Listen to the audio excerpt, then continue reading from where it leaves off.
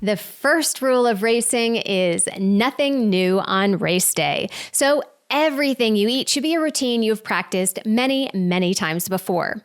You also want to be sure that you can actually open the package, breathe, and run while fueling. Those tasty gummies or chews that work on an easy pace run might become a choking hazard at marathon pace.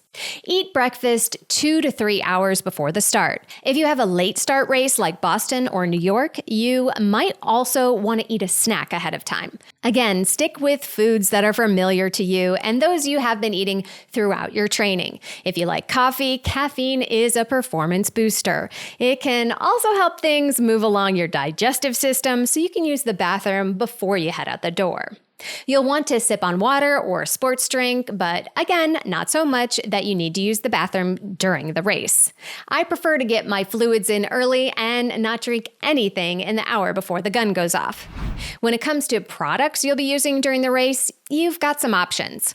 I'll go over the traditional approach with gels and sports drinks, but any product containing quick digesting carbohydrates can fuel your marathon.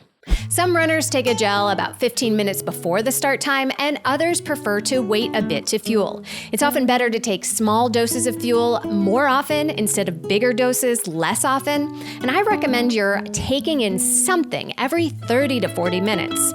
Rough guidelines are 30 to 90 grams of carbohydrates per hour from a combo of gels and sports drinks, which is about 150 to 350 calories per hour. Again, this is a huge range, which you should have been practicing in training. You want to consume as much as you can without feeling sick, so knowing that amount ahead of time is critical. The good thing about using sports drinks is that they can also contribute to your hydration, but the bad thing is that they might be hard on sensitive stomachs, so be sure you're taking in water as well.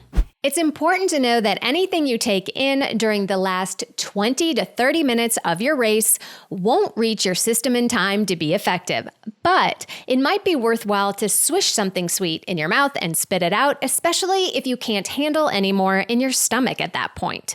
Just the motion of swishing alerts the brain that carbohydrates are coming, so you do get a bit of a boost, but in general, stick to water near the end of the race. After the race, it is time to celebrate. You've worked hard and you have my permission to eat anything that you want.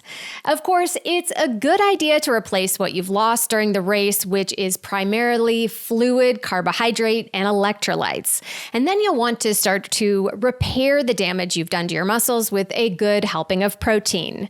Many runners aren't hungry right away, so try to drink what you can and fuel when you are ready.